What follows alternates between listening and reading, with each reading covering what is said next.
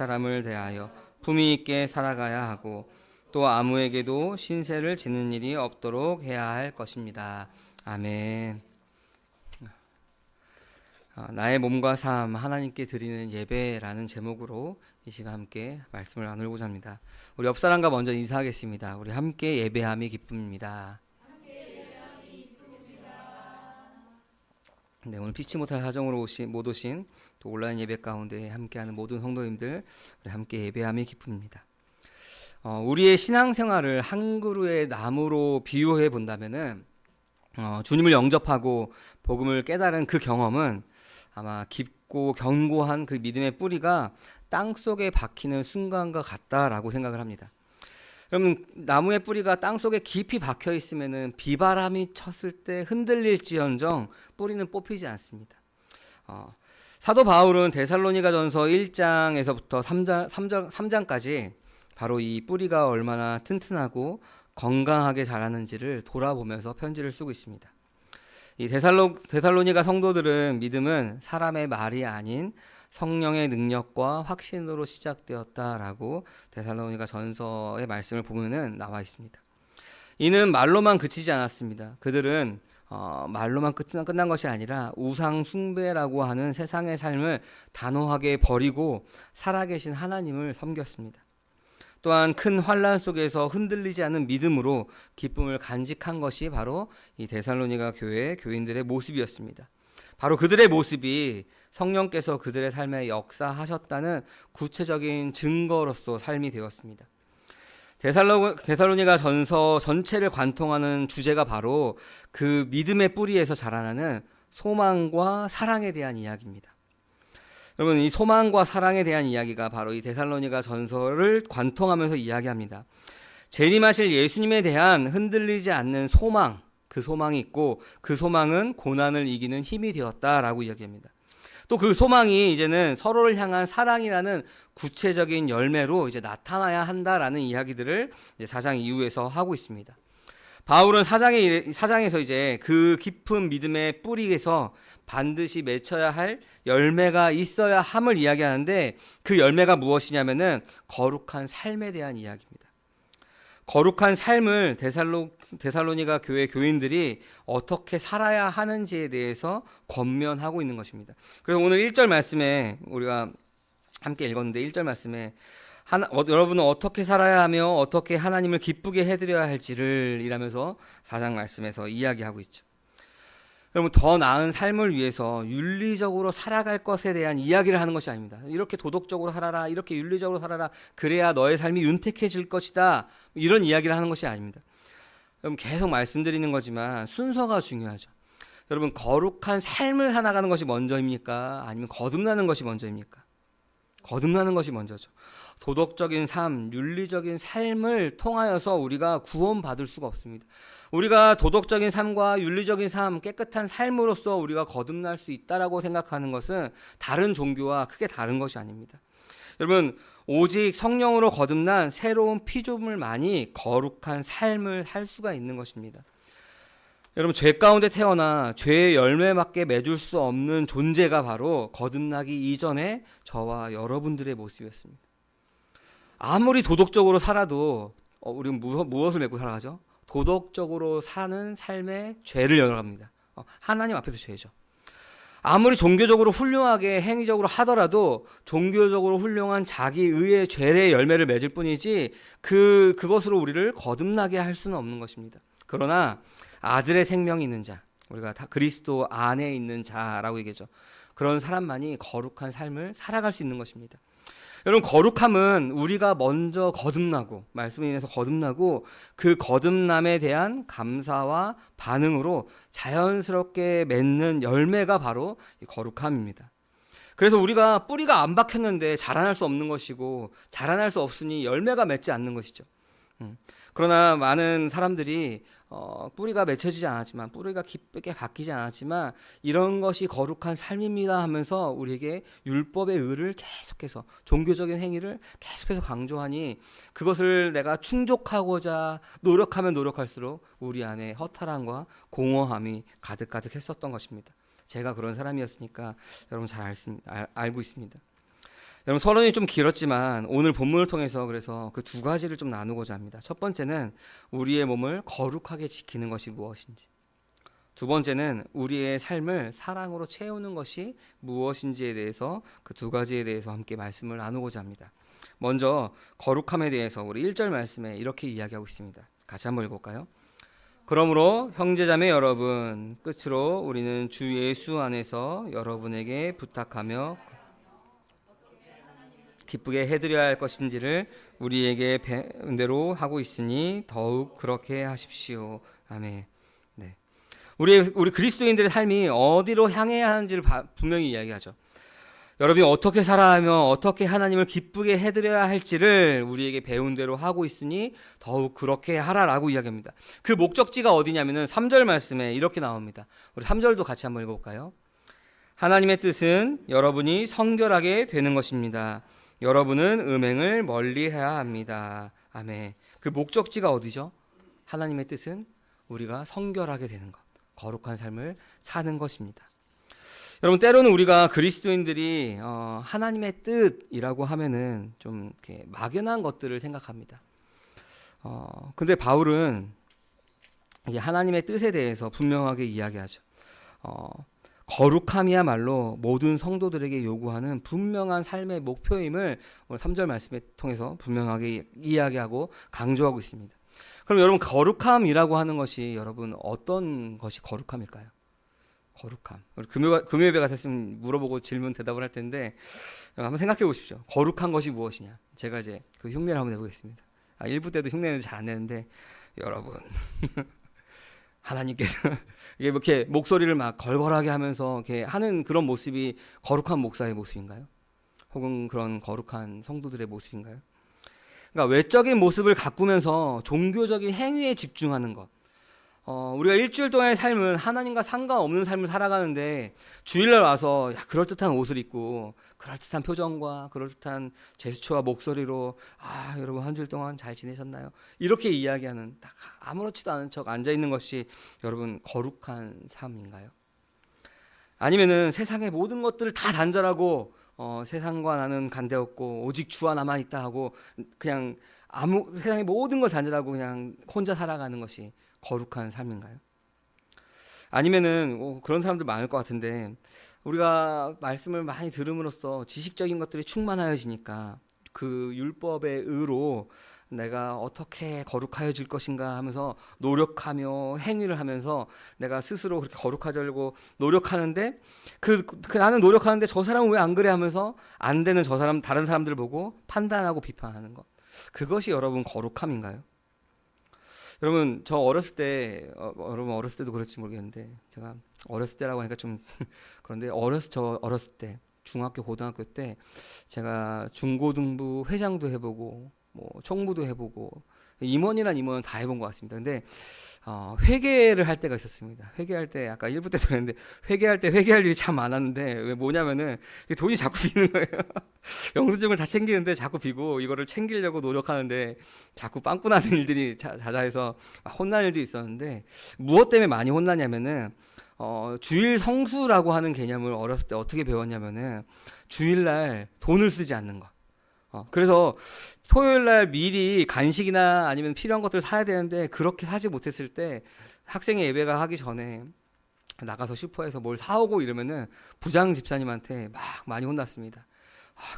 주일 성수해야 되는데 너 임원이나 돼가지고 그렇게 돈 쓰고 다니면 어떡하냐, 그것도 헌금을 가지고 간식을 사면 어떡하냐, 미리 준비해야지 하는 것들 많이 혼났어요. 그게 거룩함인 줄 알았어요. 구별된 건 줄 알았어요. 주일 성수하는 건 줄 알았어요. 근데 여러분, 우리가 그런 모든 것들, 제가 방금 이야기했던 것들도 마찬가지지만 만물 안에 갇혀있는 인간의 생각의 거룩함이죠. 내 생각으로 이게 거룩한 것이야 라고 생각하고 하는 것입니다. 여러분, 거룩함을 우리가 바르게 이해하기 위해서는 두 가지 개념을 우리가 알아야 합니다. 무엇이냐면은 칭의와 성화입니다. 칼빈의 기독교 강요에서 칭의와 성화에 대해서 잘 이야기하고 있습니다. 칭의는 여러분 잘 아시는 것처럼 하나님께서 우리를 의롭다라고 선언하십니다. 단번에 일어나는 법정적 선언이 바로 칭의입니다. 우리가 무엇인가 자격을 갖춰서가 아니라 믿음으로 우리를 하나님께서 의롭다라고 칭해 주는 거예요. 여전히 죄가 우리 가운데 가득해도 하나님께서 덮어주시는 거죠. 칭의. 우리의 행위와 상관없이 오직 예수 그리스도의 완전한 의로움이 우리에게 전가되었기 때문에 가능한 것입니다. 사도 바울이 이 칼빈이 이렇게 좀 어렵게 전가되었다라고 얘기하지만 우리 옛사람이 그리스도와 함께 죽고 그리스도와 살았을 때 서론에서 말씀드린 것처럼 우리의 뿌리가 어디에 있는지, 우리의 믿음의 시작이 어디에 있는지에 대한 이야기를 합니다. 그래서 성화는 우리가 의롭다라고 선언받은 이후에, 그 이후를 이야기하죠. 성령의 능력을 힘입어서 그 죄의 지배에서 실제로 벗어나서 거룩하게 되어가는 과정이 우리가 성화라는 것입니다. 그러니 거룩하게 되어가는 과정이니 그 과정 가운데 거룩하지 않은 모습도 있을 수 있죠. 그러나 하나님께서 우리 가운데 함께 하시기 때문에 거룩하게 우리를 만들어 가십니다. 그리스도를 닮아가게 만들어 가십니다. 언제까지죠? 주님 오시는 그날까지. 단번에, 칭의는 단번에 이루어지지만 성화는 점진적으로 우리 삶 가운데 계속해서 이루어지는 것입니다. 이 성화가 바로 구원의 열매라고 이야기합니다. 그러니 우리가 칭의가 없는 구원의 열매는 있을 수가 없는 것이죠. 칭의가 없는 구원의 열매처럼 보이는 것은 모두가 다 자기의이며, 그럼 아까 우리가 말씀드렸던 것처럼 죄의 열매를 맺는 것입니다. 칼빈은 설명을 하기 위해서 칭의와 성화를 두 가지를 분리해서 이야기하지만 그리스도 안에서 절대 분리될 수 없는 것이 바로 이 칭의와 성화라고 이야기합니다. 칭의 없는 성화는 없고 성화가 없는 칭의는 없는 것입니다. 반드시 칭의를 받은 사람은 그 삶 속에서 성화의 열매를 맺기 시작하는 것입니다. 그러나 우리의 노력으로 이 칭의를 얻기 위한 수단이 될 수가 없는 것입니다. 거꾸로가 될 수 없다는 거죠. 행위로 칭의를 얻을 수가 없는 겁니다. 칭의가 먼저 있고 그 칭의 가운데 우리가 거룩한 삶을 살아가는 것입니다. 우리의 거룩함은 이미 주어진 하나님의 은혜에 대한 감사와 응답이 바로 이 거룩함으로 나타나는 것입니다. 그러면 이 바울이 이제 그 하나님 성화의 과정 가운데 이야기할 때 이제 3절에서 보면은 음행을 멀리 해라라고 이야기하죠. 몸에 대한 이야기를 합니다. 우리 생활에 대한, 우리 몸에 대한 이야기합니다. 왜 사도 바울은 이 성적인 순결을 거룩함의 이야기를 할 때 첫 번째로 강조하면서 이야기했을까요? 우리가 데살로니가 전서의 말씀을 통해서 왜 그랬는지를 우리가 정확하게 알 수 없지만 이 편지는 믿지 않는 사람들한테 보낸 것이 편지인가요? 믿음의 공동체, 사도 바울이 가서 그들에게 복음을 전하고 교회를 세우고 떠나온 다음에 그들 가운데 문제가 발생하니 그 문제가 아까 재림에 대한 문제이긴 하지만 그 문제가 발생하니 그들에게 편지를 써서 알려주는 거죠. 그러니까 이들에게 이미 사도 바울이 그 전에 다른 교회들에게 했던 이야기들을 이미 했을 수가 있는 것입니다. 그래서 우리가 이 몸의 순결을 왜 거룩함의 첫 번째 부분으로 이야기했을까? 사도 바울의 다른 편지들을 보면서 우리가 좀 알 수가 있는데 세 가지로 좀 생각해 봤으면 좋겠습니다. 첫 번째는 고린도 전서 6장 20절 말씀입니다. 함께 읽어볼까요? 여러분은 하나님께서 값을 치르고 사들인 사람입니다. 그러므로 여러분의 몸으로 하나님을 영화롭게 하십시오. 아멘. 우리의 몸을 왜 순결하게 음행에 빠뜨리면 안 되느냐? 바로 우리의 몸은 그리스도의 피값으로 샀기 때문인 것입니다. 여러분, 우리가 거듭나기 이전에는, 예수 그리스도를 믿기 이전에는 우리가 원하던 원하지 않던 우리는 죄의 종로로 사던 사람입니다. 내가 그것이 죄가 죄인지도 모른 채 그냥 죄의 종로를 하며 세상 권세 잡은 그 사망의 그 사단에 끌려가면서 종로로 타던 자가 바로 우리들이었습니다. 도덕적으로 깨끗하게 살던 뭐 하던 그게 다 죄를 짓는 모습이었습니다. 죄가 죄인지도 모른 채 사망을 향해 가던 사람들이 바로 거듭나기 이전의 모습이었습니다. 그러나 예수 그리스도께서 십자가에서 흘리신 그 보혈이라고 하는 그 엄청난 대가를 지불하고 우리를 사셨다라고 합니다. 우리를 샀으면은 이제 우리 몸은 누구에게 속한 것이죠? 우리는 그 사신 분 하나님께 속한 것입니다. 여러분, 우리의 몸을 거룩하게 지키는 것은 주님의 구속의 은혜에 대한 감사와 순종의 첫 번째 표현입니다. 우리 몸이 내가 바로 하나님 것이다 라는 것입니다. 그래서 내가 성결하게 살아야 되는 것이죠. 두 번째는 그 전절인 6장 19절 말씀입니다. 같이 한번 읽어볼까요? 여러분의 몸은 여러분 안에 계신 성령의 전이라는 것을 알지 못합니까? 여러분은 여러분의 자신의 것이 아닙니다. 아멘. 우리의 몸이 뭐라 그러죠? 성령의 전, 성전이라고 이야기합니다. 여러분, 성전은 하나님께서 임재하시는 거룩한 장소이죠. 우리가 모세 때에는 어디에 하나님께서 임하셨죠? 그 장막 가운데. 그 장막 안에 어디에나 계실 수 있지만 내가 이스라엘 백성 너희와 함께 하겠다라고 하고 그 장막을 세우시죠. 그 언약궤 위에서 하나님이 임재하십니다. 솔로몬 때에는 어디죠? 솔로몬 성전. 그 포로기 때 그 성전이 무너지고 수룹바벨 성전을 지은 다음에는 그 성전 안에 머무십니다. 어느 곳에나 계실 수 있지만 굳이 그들과 함께 하시겠다는 증표로서 그 안에 머무시는 거죠. 근데 예수님께서 십자가에 죽으시고 부활하심으로써 그 성전을 허물라 내가 사흘 만에 다시 세우리라 하시고 우리를 주님이 거하시는 성령이 거하시는 전으로 만드셨다는 것입니다. 우리가 성전이 되었기 때문에 우리의 몸을 성결하게 지켜야 하는 것입니다. 우리 한 사람 한 사람 여러분 한 사람 한 사람의 몸을 하나님이 거하시기로 선택하셨다라고 하는 겁니다. 정말 놀라운 일이죠. 그런 생각으로 우리 옆 사람을 바라보면은 누가 보여야 되죠? 그럼 나만 하나님께서 성전을 삼으신 것이 아니라 우리 옆에 있는 지체 마음에 안 들지만 옆에 있는 지체도 하나님께 성전으로 삼으셨다는 거예요. 정말 놀라운 일이죠. 어디에나 계실 수 있는 분이 바로 우리를 바로 그분이 거하시는 전으로 삼으셨다는 것입니다. 그렇게 성화의 과정에서 이 바울이 우리의 몸을 성결하게 지키라라는 이야기를 하고 있는 것입니다. 세 번째는 로마서 6장 12절 말씀입니다. 우리 같이 한번 읽어볼까요?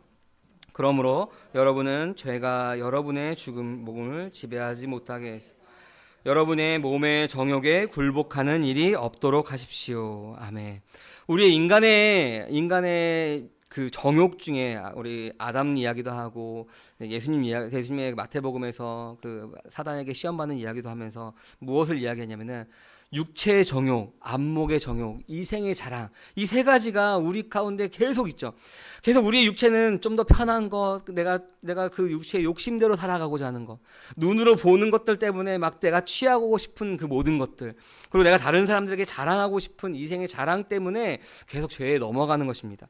근데 여러분 12절 말씀에 뭐라고 하죠? 죄가 여러분의 죽을 몸을 지배하지 못하게 해서.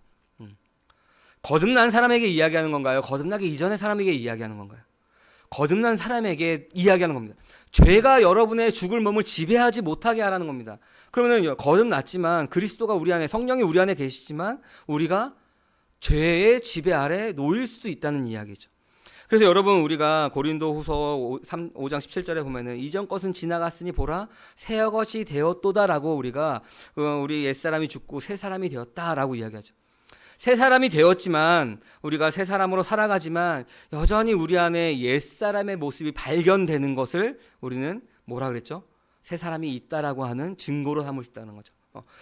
우리가 그리스도를 믿음으로 우리가 완전히 영화로워져서 하나님 앞에 곁으로 그냥 올라간 것이 아니라 우리의 속사람은 거듭났지만 우리의 육체는 여전히 육체를 입고 있습니다.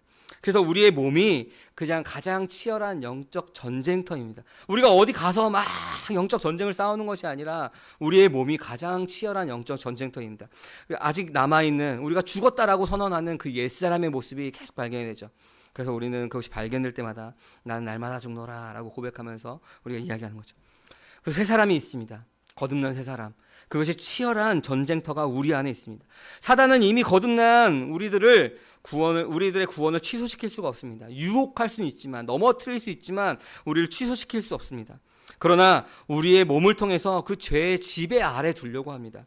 여러분 우리가 거듭났지만 죄의 지배 아래에 놓여서 살아간다면 어떠한 모습으로 살아가냐면 아무런 능력이 없습니다. 성령의 능력이 우리 가운데 없습니다. 내가 믿는 것 같으나 내가 하나님을 믿는 것 같으나 그런 아무런 성령의 능력이 우리 삶 가운데 없죠.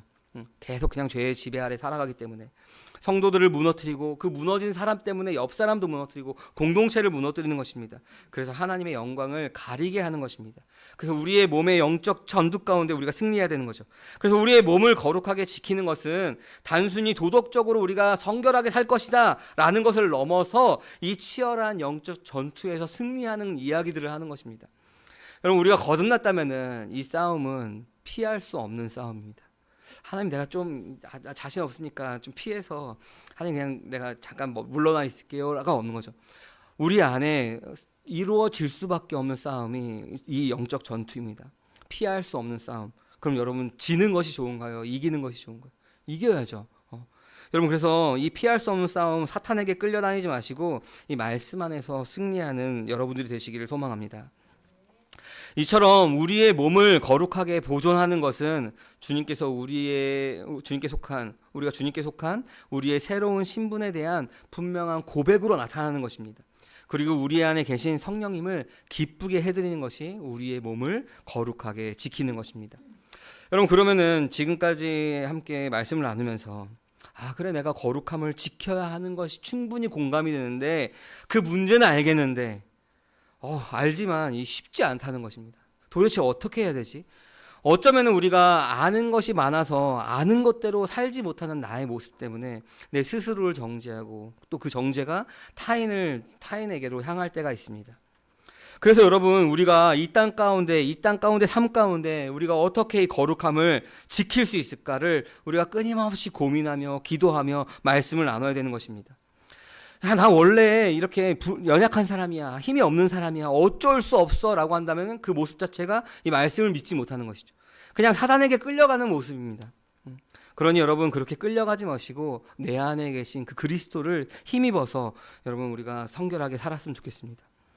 사도 바울은 5절 말씀에서 하나님을 모르는 이방인들과 같이 음욕에 따르지 말라라고 이야기합니다. 음욕에 따르지 말라라고 하는 게 어떤 사람의 모습이죠? 하나님을 모르는 이방인들의 모습이 그 음욕을 따르는 모습입니다.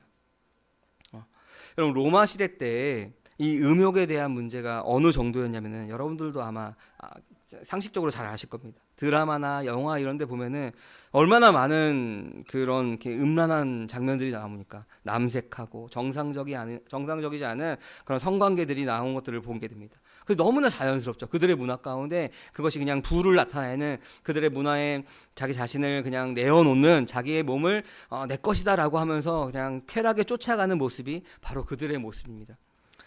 믿지 않은 이방인들의 모습의 대표적인 모습이 바로 그 음욕에 내어주는 모습입니다. 아내를 소중하게 생각하지 않습니다. 사도 바울은 그래서 하나님을 모르는 이방인들과 같이 음욕에 자신을 내어주지 말라, 따르지 말라라고 이야기합니다. 여러분, 로마 시대 때만 그랬나요? 우리가 출애굽 이후에 이스라엘 백성이 어디로 들어가죠? 광야 생활을 지난 다음에 가나안 땅으로 들어갑니다. 가나안 땅에서 어떤 신이 그 가나안 땅에 있었나요? 여러 가지 신들이 있었지만 우리가 잘 아는 바알 신이 있었습니다. 바알 신은 풍요의 신이라고 우리가 알고 있죠. 그래서 그 신에게 제사 드리는 모습이 서로 그냥 분별력 없는 성관계를 하는 것이 바로 그 바알 신에게 제사를 드리는 모습이었습니다. 이스라엘 백성은 거기서 우리는 바알 신을 섬기지 않을 거야라고 했나요? 바알 신에게 넘어갔죠. 우리가 여기서 살려면은 마치 그 유일하신 하나님을 믿는 것이 아니라 여러 종교들을 믿는 것처럼 그냥 우리가 여기서 살려면은 이 정도 따라야지 하고 넘어가고 있는 거죠. 그 문화에, 그 삶에 우리가 거룩하게 구별하는 것이 아니라 넘어가는 모습입니다. 나는 바람 피우지 않았으니 아내를 존중하니 괜찮아 라고 우리가 생각하나요? 그것만이 문제가 아니라 당시의 우상 숭배와 결합된 그 음행의 문화에 대해서 자신을 분리하라라고 하는 명령이죠. 우리가 지금 삶 가운데 그런 음행뿐만 아니라 세상의 문화 가운데 공중권세 잡은 자가 이끌어가는 이 세상 가운데 어떻게 우리가 구별되어서 살아갈 것인가에 대한 이야기들을 하는 거죠. 여러분, 데살로니가 교회 성도들은 그 믿지 않는 자들과 구별해서 공동체를 이루었습니다. 서로 사랑 안에 살았습니다. 그들에게 거룩함은 벗어나는 것이었습니다. 새로운 공동체 안에 속하는 것이었습니다. 그들 안에 사랑을 실천하는 것이었습니다. 그때나 지금이나 비슷합니다. 어쩌면 더 교묘하고 강력한 성적 유혹에 우리가 노출되어 있습니다. 당연한 것처럼 여기면서 그것을 자랑스럽게 드러내죠. 저는 이 설교를 준비하면서 동성애에 대한 부분에 대해서 저는 동성애에 대해서 분명하게 죄다라고 이야기합니다. 죄다라고 다른 분들에게도 다른 죄들 죄라고 이야기하죠. 죄라고 이야기하지만 그들을 품을 수 있는 것들은 품지만 얼마나 많은 사람들이 그것을 죄라고 이야기하지 못하는 모습이 있지 않습니까? 당연하게 자연스럽게 그것을 드러냅니다. 우리가 품어야 되는 모습도 있지만 죄는 죄라고 이야기해야 되는 거죠. 단순히 여러분, 오늘날 많은 사람들이 자신의 몸을 하나의 소비재로서 그냥 전락시켜 버립니다. 음행만을 이야기하는 것이 아니죠. 오늘 그냥 말씀에 음행이 있으니까 이야기하지만 음행만을 이야기하는 것이 아니라 우리의 몸이 하나님 것이 아니라 내 것이다라고 주장하며 내가 주인의 삶으로 살아가는, 내 몸은 내 것이다라고 외치고 있는 것입니다. 여러분, 우리가 아담과 하와가 선악을 알게 한 나무를 먹고 나서 그 다음에 우리가 무엇이 죄라고 했죠? 하나님이 주인이 아니라 내가 주인이다라고 한 것. 여러분, 이러한 현실 속에서 우리가 거룩함을 지키는 방법은 그 신약 시대와 비슷합니다. 바로 우리의 주권이 우리가 그리스도의 주권 아래 있다라고 우리의 몸을 맡기는 것입니다. 우리의 삶의 주인이 누구이신지를 분명하게 우리가 점검하며 내어드리는 것입니다. 여러분, 이것은 우리의 의지나 우리의 노력으로는 불가능합니다. 오직 우리 안에 계신 성령의 능력을 힘입어서 그 말씀에 가르친 대로 살며 안목의 정욕, 육체의 정욕, 이생의 자랑을 일으키는 그 죄의 유혹으로부터 우리가 우리의 몸을 지켜야 하는 것입니다. 여러분, 우리의 몸을, 아까 우리 옆 사람을 볼 때 하나님 거하시는 성전입니다라고 했는데, 우리의 몸을, 자신이 자기를 볼 때도 내가 존귀한 성전으로 여러분 보신다면은 내 몸을 그냥 죄에 내어버리는 것이 아니라 우리가 거룩하게 지킬 수 있는 것입니다. 그래서 우리가 하나님이 기뻐하시는 일에만 내가 사용하겠다라고 하는 그 믿음의 결단이 필요하며, 말씀을 믿는다면은 우리가 구별되게 살아갈 수가 있는 것입니다. 이것이 바로 우리가 믿음 안에서 성령의 도움으로 이겨내야 할 그런 영적인 전투입니다. 여러분, 이 전투에서 그냥 승리하는 것이 아니라 넉넉하게 승리하는 삶을 살기를 주님의 이름으로 축원합니다. 이처럼 이 성화의 여정은 우리의 몸의 거룩에서부터 시작되죠. 그리고 우리의 삶을 통해서 구체적인 사랑으로 완성됩니다. 우리 9절 말씀에 보면은 이렇게 나옵니다. 같이 한번 읽어볼까요? 교우들에 대한 여러분이 직접 하나님께로부터 서로 사랑하라고 하는 가르침을 받아서. 아멘.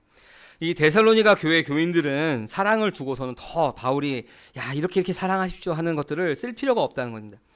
더 서로를 깊이 사랑하고 있었습니다. 근데 10절에 보면은 뭐라 그러냐면은 거기에서 멈추지 말고 더욱 그렇게 하라라고 권면합니다. 왜냐면은 여러분, 우리가 성경에서 특별히 이 데살로니가 전서 4장에서 이 사랑이라고 하는 것이 에로스의 사랑을 이야기하는 것이 아니라 아가페의 사랑을 이야기합니다. 아가페. 여러분, 이 사랑이라고 하는 것이 우리가 단지 그냥 저 사람을 사랑하는 마음이 나에게 주십시오 해서 사랑이 딱 생겨서 저 사람의 허물을 덮어주고 이런 것이 아닙니다. 이 사랑은 하나님의 성품에서 비롯되죠. 우리가 지난 금요일도 나눴죠. 하나님은 공의의 하나님이면서 사랑의 하나님입니다. 그래서 사랑이 많은 정도가 아니라 사랑이셔서 그분에게 나오는 모든 것은 사랑입니다. 그럼 우리가 죄인 되었을 때는 우리가 사랑을 알았을까요? 내가 사랑하는 것처럼 보이지만 에로스적인 사랑은 알았어도 이 아가페적인 사랑은 우리가 없었습니다. 근데 하나님께서 우리를 사랑하셨으니 그 사랑을 우리가 깨달은 만큼 우리도 사랑을 줄 수가 있는 것입니다. 우리는 본래 우리 안에 사랑이 없었죠. 하나님께서 우리를 사랑하셨기에 우리가 사랑할 수 있는 것입니다. 그래서 우리가 사랑을 입은 자라면은 반드시 그 사랑의 모습이 흘러나와야 하는 것입니다. 근데 그 사랑은 감정적인 사랑이 아니죠. 하나님의 성품에서 비롯된 희생적 사랑이며 무조건적인 사랑입니다. 여러분, 고린도전서 13장에 보면은 우리가 잘 아는 말씀입니다. 사랑장이라고 해서 노래도 있죠. 찬양도. 사랑은 언제나. 근데 거기 보면은 이렇게 몇 가지만 뽑아 보면은 사랑은 오래 참는 것이라고 말합니다. 사랑은 시기하지 않으면 뽐내지 않는 것이라고 이야기합니다. 사랑을 그냥 내가 저 사람의 모든 것이 그냥 띠용 좋아 보이는 것이 아니라 내가 어떻게 저 사람을 사랑하지 하는 모습 가운데 있어도 하나님께서 나를 사랑하셨으면 오래 참고 시기하지 않으면 뽐내지 않는 사랑으로 사랑하는 것입니다. 사랑의 모습, 에로스적인 사랑이 가득 차서 사랑하는 게 아니라 하나님이 나를 사랑하신 것처럼 사랑하는 것이 사랑인 거죠. 그 사랑이 이 데살로니가 전서 이 교인들에게 있었다라고 합니다. 근데 그것을 멈추지 말고 더욱더 그렇게 해라, 힘써라 라고 이야기합니다. 그렇지 않으면 우리는 계속 그런 감정적인 사랑으로 빠져버리기 때문에 그런 것입니다. 갈라디아서 5장 16절 2절 이후에 보면은 성령의 열매들에 대해서 나옵니다. 그것과 참 비슷합니다. 이 고린도전서 13장과. 여러분, 하나님의 은혜로 거듭난 의롭다고 칭해진 진정한 칭의가 있는 자들은 방금 말씀드린 것과 같은 그 성화의 삶 가운데 그 열매를 맺는 것입니다. 감정이 아닙니다. 하나님의 성품을 닮아가는 것입니다. 바울은 데살로니가 교인들에게 더욱 그렇게 하라라고 권면하고 있는 것입니다. 계속 자라나고 성숙해야 하는 것입니다. 멈춰 있지 않죠. 야, 잘했어. 잘했어. 하는 것이 아니라 거기에 멈춰 있지 않고 자라나라. 더욱더 그렇게 하라라고 얘기합니다. 여러분, 생명이 있는 것은 잘할 수밖에 없습니다. 느리더라도 잘하는 것입니다. 우리 안에도 생명이 있다면, 예수의 생명이 우리 안에 있다면 우리 안에도 더디지만 잘할 수밖에 없는 것입니다. 그래서 11절에 보면은 그 성화의 과정에서 나타나야 할 구체적인 사랑의 증거를 다시 한번 보여줍니다. 우리 11절 말씀 같이 한번 읽어볼까요? 그리고 우리가 여러분에게 명령한 대로 일을 하십시오. 아멘. 자기 조용히 살기를 쓰고 자기 일에 전념하고 자기 손으로 일을 하십시오. 너무나 당연한 말 같죠. 근데 여러분, 아까 말씀드렸듯이 데살로니가 전서는 잘못된 재림에 대한 생각을 가지고 있었습니다. 그래서 주님의 재림이 임박했으니 곧 오시니 세상의 모든 일이 무의미하다라고 생각하고 있는 사람들이 있었다는 겁니다. 그래서 조용히 살지 않고 자기 일에 전념하지 않고 자기 손으로 일하지 않는 성도들이 그들 안에 있었습니다. 주님 곧 오실 건데, 예수님 곧 오실 건데 내가 왜 일을 해야 되나? 그냥 주님을 지금 상태로 언제 오실지, 올라가신 대로 오신댔으니까 언제 나팔 소리가 들지 하고 보고 있는 거죠. 생업을 중단하고 게으르게 살았습니다. 공동체의 짐이 되고 있었습니다. 잘못된 재림의 신앙이죠. 그리스도의 재림을 그저 모든 것을 멈추고 기다리는 것으로 이해했습니다. 그러나 성경이 가르치는 건강한 재림의 신앙은 그것이 아닙니다. 주님이 언제 올지 모르니 더욱 깨어서 성실하게 우리에게 맡겨진 그 자리를 지켜야 하는 것입니다. 예수님께서 달란트 비유를 통해서 주님의 재림은 그냥 무책임하게 언제 오실까 하고 그냥 앞에서 기다리는 것이 아니라 그분의 오심을 충성스럽게 사명을 감당하는 것이라고 달란트 비유를 통해서 말씀드렸습니다.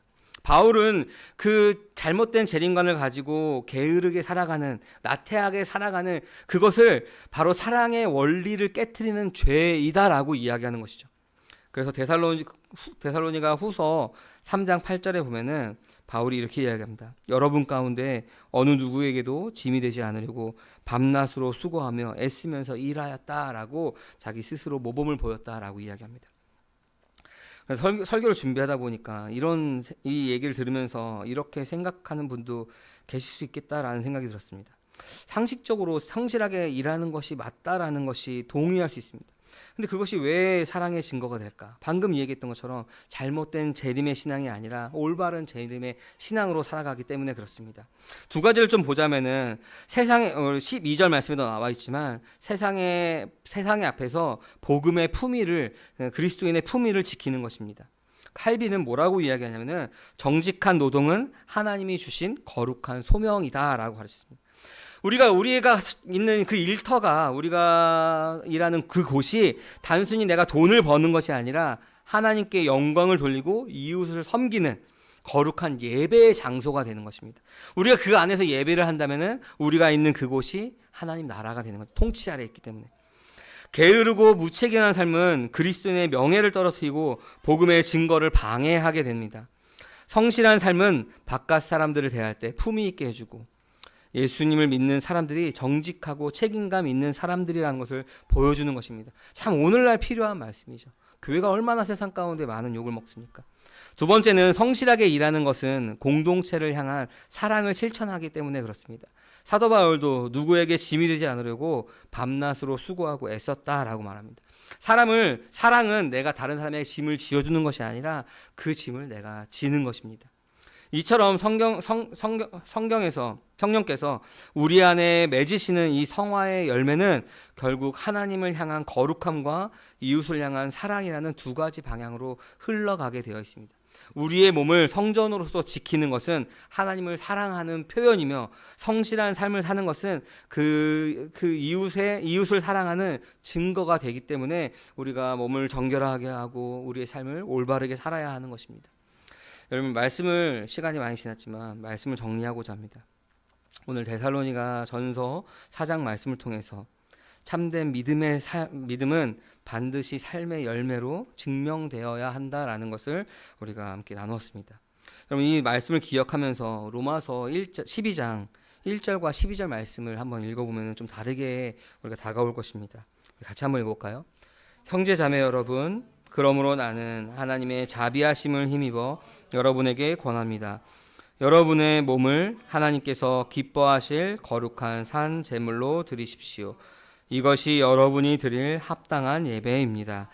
여러분은 이 시대의 풍조를 본받지 말고 마음을 새롭게 함으로 변화를 받아서 하나님의 선하시고 기뻐하시고 완전하신 뜻이 무엇인지 분별하도록 하십시오. 아멘. 우리의 몸을 거룩한 산 제물로 드리는 것은 우리가 함께 나누었던 그 몸의 거룩함을 가장 고귀한 차원의 예배로 우리가 완성하는 것입니다. 그리고 세상의 풍조를 따르지 않고 마음을 새롭게 하는 것은 곧 우리의 삶의 자리에서 그 사랑의 열매를 맺는 것입니다. 우리의 거룩함은 단순히 도덕적인 문제가 아닙니다. 그것은 이미 우리에게 주어진 구원에 대한 감사와 응답입니다. 그리고 우리를 택하신 하나님의 기쁘신 뜻입니다. 사랑하는 함께하는 교회 성도 여러분, 이제 우리의 몸과 삶은 하나님의 거룩한 뜻에 온전히 내어드리시기 바랍니다. 그래서 우리의 존재 자체가 하나님께 드리는 살아있는 예배가 되기를 간절히 소망합니다. 이 거룩한 성전으로서의 삶을 통해 하나님께 영광 돌리고 세상의 복음과 빛과 소금이 되시기를 주님의 이름으로 간절히 축원합니다. 아멘. 우리 들은 말씀을 기억하면서 우리 함께 찬양하며 결단의 기도를 하기 원합니다. 나의 모습, 나의 소유. 함께 찬양하겠습니다. 나의 모습, 나의 소유. 나의 모습, 나의 소유, 주님 앞에 모두 드립니다. 모든 아픔, 모든 기쁨, 내 모든 눈물 받아 주소서. 나의 생명을 드리니 주 영광 위하여 사용하옵소서. 내가 사는 날 동안에 주를 찬양하며 기쁨의 제물 되리. 나를 받아 주소서. 어제 일과 내일 일도 어제 일과 내일 일도 꿈과 희망 모두 드립니다. 모든 소망, 모든 계획, 내 손과 마음 받아 주소서. 나의 생명을 나의 생명을 주 영광 위하여 주 영광 위하여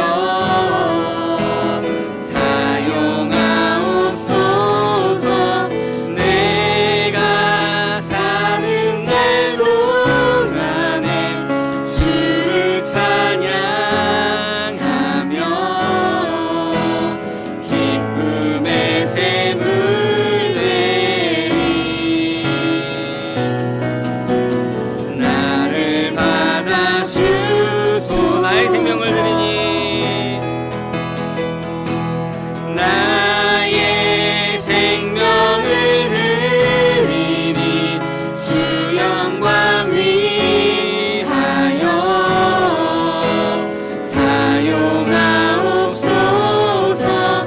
내가 사는 날 동안에 주를 찬양 기쁨의 제물 되니 기쁨의 제물 되리.